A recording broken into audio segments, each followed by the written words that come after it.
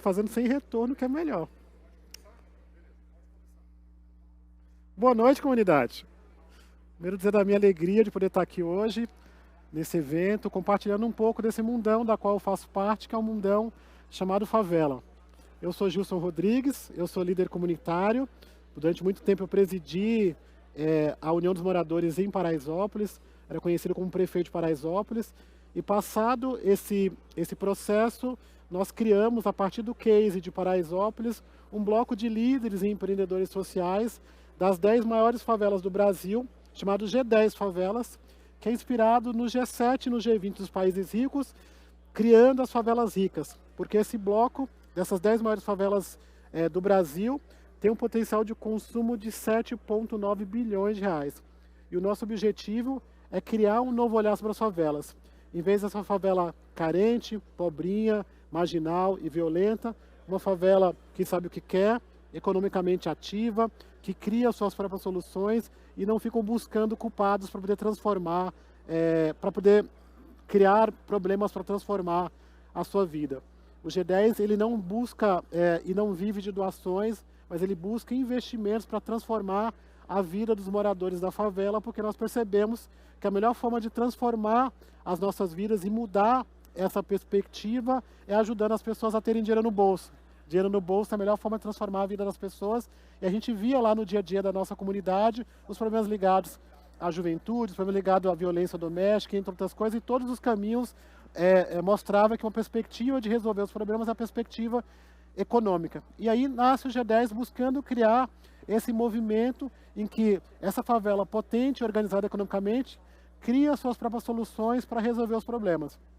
A gente conseguiu um trabalho muito especial durante o processo da pandemia, criando um movimento chamado Presidentes de Rua, que foram moradores, que são moradores voluntários, onde a cada 50 casas temos um morador voluntário cuidando de 50 famílias, que são nossos presidentes, e durante esse processo eles ajudaram a cuidar dessas famílias, e agora passa por um novo momento, que é um momento econômico, que para além da saúde, esses presidentes cumprem um papel muito importante. Mas antes de falar dos presidentes e falar um pouco mais do G10 e do G10 Hub, eu queria contar um pouquinho de como eu cheguei até aqui e como eu tenho mobilizado a sociedade a partir dessa perspectiva de mudança e de criação de um novo olhar. Eu sou baiano, de uma cidadezinha chamada Itambé, na Bahia. Inclusive essa cidade ficou bem famosa no último período das enchentes, que é uma das cidades que sofreu bastante com as enchentes que tivemos no final do ano. E a minha família, assim como a maioria das famílias nordestinas que vêm para as capitais, vem com muitos sonhos. O sonho de transformar a sua vida, de ajudar aqueles que ficaram, mas o sonho principalmente é de ficar rico.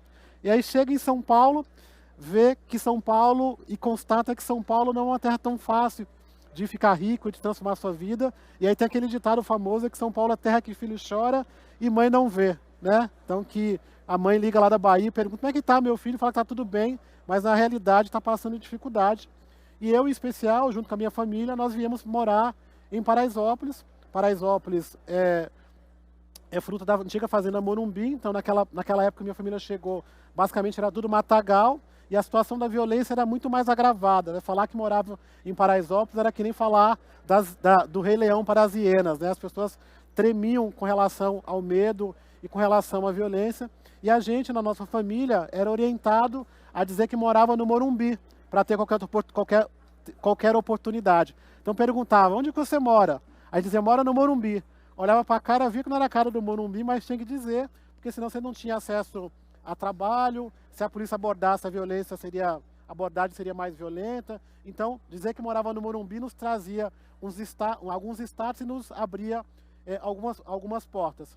Eu, em especial, sou filho de uma mulher surda-muda que teve 14 filhos, né? E a minha mãe faleceu cedo, e os meus irmãos, nós acabamos sendo todos dados no Brasil inteiro, né?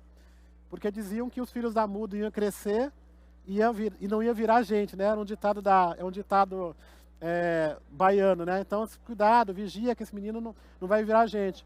E eu e um outro irmão chamado Danilo acabamos ficando junto com a família original, os outros todos foram dados. Eu já achei 7 irmãos, 3 Andréas, inclusive, que a família foi mudando de nome, então temos 3 irmãs chamadas Andréas, Mas eu fiquei ali numa situação muito difícil, complicada na família, porque crescendo em Paraisópolis, a mãe já falecido, filho de puta não tem pai, então ninguém sabia quem são os pais dos filhos da muda, e aí as pessoas me olhavam como predestinado a dar errado. As pessoas olhavam e falavam assim, esse menino aí tem que mandar de volta para a Bahia, porque ele vai crescer e vai virar bandido, não vai dar certo. E eu sempre fui um menino assim, falante, eu era um menino inteligente para minha idade, que tinha ideias, que questionava muitas coisas para minha família, e aí a família tinha muito medo com relação a isso, e a própria sociedade me olhava e falava, esse menino aí tem que tomar cuidado com o filho da muda, porque a chance de dar errado pela convivência e o contexto ali da favela seria muito difícil. Eu até faço um paralelo, que nas famílias ricas, esses meninos como eu, ele seria o criativo da família, futuro CEO, empreendedor, né? Então, o nosso olhar com relação às crianças das favelas, em geral, as mais imperativas, as mais agitadas, são tratadas como crianças problemas, ou trombadinhas, ou marginais, né? Se uma criança rica numa festa de Natal, ou no aniversário começa a vender uma balinha, fala, olha que empreendedor. E nossas crianças no farol são trombadinhas. Então, eu sempre fui olhado como uma criança predestinada a dar errado, como uma criança que não teria futuro, que viraria bandido na favela Paraisópolis, por ser filho da muda, pelo contexto social, morando numa região chamada Pé Inchado, que era uma região bastante complicada, né? Tem até uma música que chamava lá no Pé Inchado, fala, de onde você veio, maluco? Eu vim de lá do Pé Inchado, não se mete nessa banca, que aterrado sai armado. Então era uma região bastante complicada e eu cresci nesse processo, mas tentando virar gente, tentando transformar a minha vida, mas não achava exemplos de sucesso na favela. Os exemplos que eu via realmente eram os exemplos ligados à violência, ligados a questões ruins, que era tudo que eu não queria, porque eu queria honrar minha mãe, eu queria poder encontrar meus irmãos, eu queria ficar rico, eu queria poder transformar a minha realidade. E um dia eu decidi fugir. E fugi durante 3 dias, porque eu não queria voltar para a Bahia. E aí fiquei perambulando pelas ruas do Morumbi, aquela região do Einstein. E depois de 3 dias eu resolvi voltar. E eu voltei e falei, vou me vingar dessa família. E meu sentimento era me vingar para poder estudar, trabalhar e virar gente, poder dar orgulho para minha família, porque eu sempre quis ter família, eu sempre quis morar em São Paulo, e mesmo essa família me rejeitando, eu queria eles de qualquer jeito, porque era o que eu tinha. E aí fui para a escola, virei presidente do Grêmio, começamos a atuar, até que um dia me deparei, prefeito de Paraisópolis, levando as iniciativas da minha escola para a comunidade. Então nós criamos a rádio na escola, criamos a rádio na favela de Paraisópolis, criamos o jornal, criamos salas de informática, bibliotecas. Na época nós tínhamos um apoio importante do presidente da Porto Seguros, que era Jaime Garfinkel. E aí no meio do caminho, para a gente chegar no G10 e falar do que eu vim falar, que é a agrofavela, no meio do caminho houve um fenômeno no Brasil chamado a nova classe média. E a nova classe média basicamente se conectava com aquele sentimento nosso de ficar rico. O que falaram a nova classe média? Que na favela tinha dinheiro. E qual que é a grande sacada do G10? Menos com menos com menos dá mais. Porque por mais que somos bolsões de pobreza, essa pobreza acumulada, se consumida, se direcionada para os locais corretos, a gente pode estimular a economia local, gerar trabalho, gerar renda. E aí a nova classe média foi aquele momento que nós pensamos, como é que podemos trazer as empresas para dentro de Paraisópolis, gerar empregos e oportunidades? Foi aí que um dia eu encontrei o seu Samuel Klein, já falecido, dono da Casa Bahia, e falei, por que o senhor não monta uma loja da Casa Bahia em Paraisópolis? Ele falou assim, arruma o terreno que eu monto. Em 3 meses nós inauguramos a loja, que já está há quase 15 anos, e é uma das lojas que mais vende no Brasil, está lá. Quando surgiu aquela moda de inaugurar bancos dentro de favela, Paraisópolis foi a primeira que inaugurou uma agência do Banco do Brasil. E no mesmo dia começou a funcionar uma agência do Banco Bradesco. Mas todas elas continuam funcionando. O Santander, o Bradesco, a Caixa, Banco do Brasil, são 6 bancos que estão lá e mais um que nós criamos, que é o G10 Bank Participações, que é um banco próprio. Então nós fomos conseguindo estabilizar e criar uma cadeia econômica dentro de Paraisópolis para que a gente pudesse gerar empregos, gerar oportunidades e transformar a vida das pessoas. E nesse processo nós conseguimos impulsionar mais de 14 mil pontos comerciais que emprega 21% da população que trabalha. Pra vocês terem uma ideia, só em Paraisópolis, o PIB, apesar de estarmos em bolsões de pobreza, nós temos a periferia da periferia. E lá, essa periferia movimenta 768 milhões por ano. Ou seja, aquele que não está investindo na favela está perdendo oportunidade. As favelas no Brasil movimentam 180 bilhões de reais. É muito dinheiro, mas parece que a gente sofre um embargo econômico. Por quê? Os aplicativos de carro não chegam lá. O e-commerce nos bloqueiam. As pessoas não têm direito ao CEP, comprovante de residência, a tirar documentos como alvará, a abrir sua empresa. É tudo mais complicado. E quando começa a dar certo, tem sempre aquele olhar, por que estão conseguindo isso? É dinheiro de onde? Ou coisas do tipo. O nosso maior case, por exemplo, é uma empresa de logística chamada Favela Brasil Express. O Giva, inclusive, foi capa da Veja agora do mês de julho, falando de que desbloqueou o CEP das favelas por e-commerce.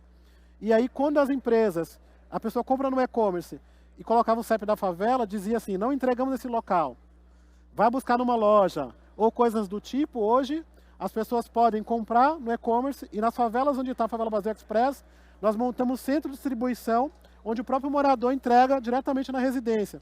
Foram mais de 1 milhão de pacotes entregues em 10 favelas, uma carga de 600 milhões de reais, que vai de chaveiro a iPhone. Ou seja, nós queremos consumir, mas queremos ter o direito de poder comprar diretamente na nossa porta. Então, a partir do trabalho que está sendo realizado em Paraisópolis, a partir dessa perspectiva de consumo e percebendo de que nós queríamos impulsionar nossa economia, gerar trabalho e renda, nós decidimos criar o bloco a partir da divulgação da pesquisa do Instituto Outdoor Social Inteligência, para que ao invés de trabalhar de maneira separada, trabalhássemos juntos como um bloco de líderes para trazer investimentos públicos e privados e transformar a nossa realidade, trazendo sempre uma solução para onde a gente achava que tinha um problema. Então, assim, surge o G10, que o nosso objetivo é estar nessas 13 mil favelas do Brasil, porque os problemas que acontecem em Paraisópolis, não chegada dos pacotes, o problema que acontece em Heliópolis, dos aplicativos de carros não chegarem, são os mesmos problemas que acontecem na Rocinha, no Coroadinho, em Casa Amarela. Então, isso é um problema geral e as favelas decidiram que não queremos fazer parte dos problemas do Brasil. Nós podemos fazer parte da solução, contribuir com a economia, mas precisamos de um olhar diferente. Em vez de vocês me verem como violento e marginal, porque nós não somos violentos nem marginais. Na verdade, nós somos violentados pela falta de política pública, pela falta de acesso. Eu não sonhei morar na favela. Eu não sonhei morar em cima do córrego. Eu não sonhei morar em cima da ribanceira, nem sofrer com as enchentes. Eu sonhei em morar no Morumbi. Nós sonhamos em ficar rico. É a ausência de oportunidades que levam aquela população a ficar daquele jeito, naquela situação. Paraisópolis, por exemplo, de onde eu vim, tem 101 anos. Às vezes a gente vê todo mundo brigando pela política, brigando por lados, endeusando, né? De um lado ou de outro, mas se de fato, se quisessem acabar e erradicar com as favelas, será que nenhum desses governos, ao longo desses 101 anos, não teriam essa oportunidade? Então existe um sistema que coloca a favela naquela condição e que nós precisamos buscar soluções, e a gente percebeu de que não vamos ficar mais criando heróis ou elegendo heróis para arrumar culpados, né? Por vezes, às vezes, o herói é o presidente da nossa empresa, é o presidente da república, às vezes é pai ou mãe, mas nós descobrimos que nós somos os CEOs de nós mesmos e que temos que nos enxergar para transformar a nossa realidade. E a partir disso criamos, até o momento, 19 iniciativas de apoio à economia da favela, para que a gente pudesse formar pessoas, gerar trabalho, gerar renda e gerar desenvolvimento. Então criamos um banco, a Favela Brasil Express, criamos a Costurando Sonhos, que é uma empresa de moda que acabou de lançar uma coleção em Milão, o Emprega Comunidades, que é conhecido como LinkedIn da favela, a Bolsa de Valores da favela, que é uma coisa muito interessante, porque a Bolsa de Valores da favela, quando a gente começou a dar certo, muitas pessoas começaram a vir para ser investidores anjos. E a gente foi percebendo que esses investidores anjos, na verdade, eram investidor capeta, porque eles queriam oferecer um trocadinho e pegar uma grande parcela da empresa, uma cota, uma grande participação. Então isso não é anjo. E aí nós falamos, queremos fazer uma bolsa de valores da favela para poder receber os nossos investimentos e decidir quanto que a gente gostaria de dar de equity ou de participação dos lucros para essas pessoas que contribuem com o nosso trabalho. Então, fizemos essa bolsa, abrimos alguns IPOs e temos outros IPOs para fazer agora dia 18, 19 e 20, que é quando a gente faz o nosso encontro nacional do G10 Favelas, que acontece em Paraisópolis. As favelas do Brasil inteiro vêm para cá, para que a gente possa discutir sobre um tema que nós colocamos, que é empreender é de favela, que é o tema que nós estamos falando. E aí, uma das iniciativas que nós fizemos também é uma iniciativa voltada para a agricultura urbana, para resolver os problemas. Mas antes disso, não sei se é possível já colocar o vídeo, porque é um vídeo que nós falamos do nosso manifesto com relação ao trabalho, que eu gostaria de passar para vocês, que é basicamente o pensamento que as pessoas têm com relação à favela. Então, a pergunta é, o que você enxerga quando olha para a favela?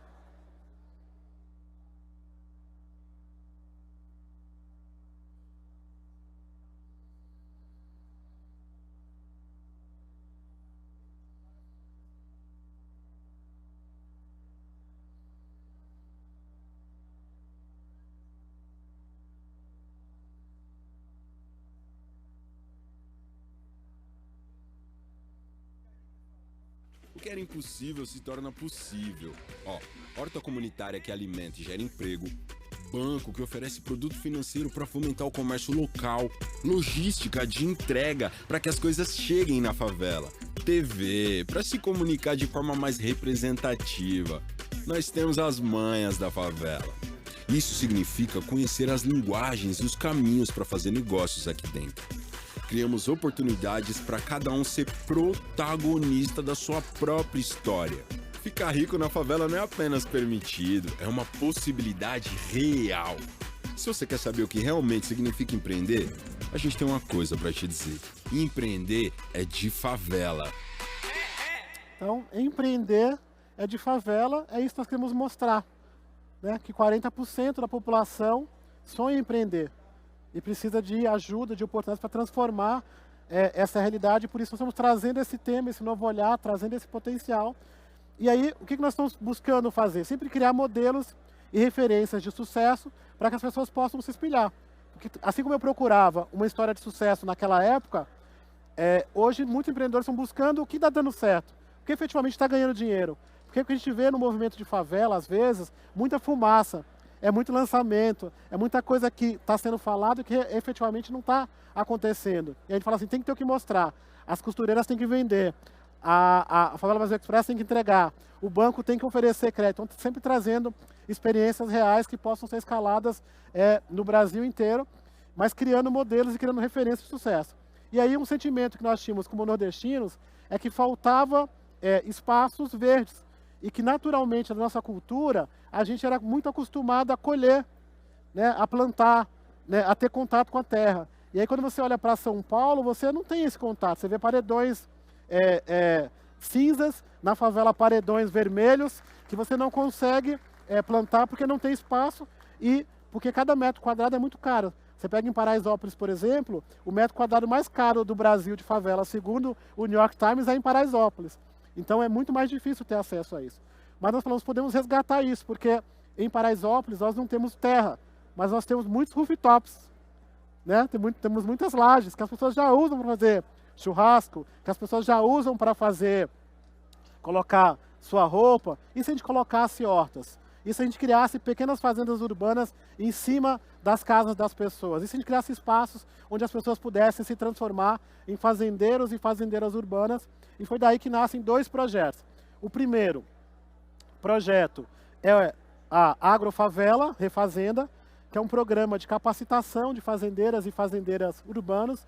E logo em seguida nasce o programa Horta na Laje, que dissemina esse programa de fazendeiras urbanas para dentro da casa das pessoas, criando um espaço em que as pessoas possam cultivar o seu alimento. Elas recebem oficinas para o cultivo do seu alimento, recebem terra, recebem hortaliças, formação, recebem sementes, recebe também uma área de hidroponia em que nós oferecemos para essas fazendeiras para que elas possam fazer o cultivo diretamente nas suas lajes. Então hoje a Agrofavela, estamos em 3 comunidades, Paraisópolis, Heliópolis e Betim, Minas Gerais. Nós queremos ganhar as lajes do Brasil e poder levar essa tecnologia. Elas cumpriram um papel super importante durante o processo da pandemia, no programa de alimentação da Mão de Maria, ajudando na complementação das marmitas e da distribuição de alimentos. Então, para você ter uma ideia, as Marias entregou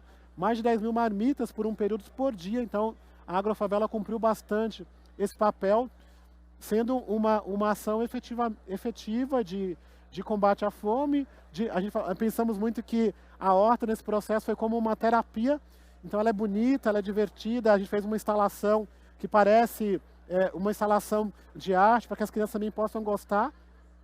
E foi um trabalho muito impactante, reaproveitando espaços de lajes e pequenos cantos que tínhamos em Paraisópolis. E aí fizemos, né? Então tem aqui um pouco da repercussão desse trabalho em Paraisópolis, né? Com relação aos presentes de rua e mitigação do Covid. E aqui um pouquinho da nossa horta. Então nós formamos essas fazendeiras urbanas, utilizamos muito desse trabalho de hidroponia. Então só na parte hidropônica a gente consegue produzir mais de 1000 alfaces, né, hortaliças no geral, produzir qualquer coisa. Elas recebem os insumos todos, né? Nós temos a parceria com o Instituto Stop Hunger, que é um instituto mantido pela a Sodexo. Ganhamos um edital e um prêmio em Paris por conta desse trabalho, que agora começa a ser escalado pelo Brasil inteiro. Trouxe um pouquinho...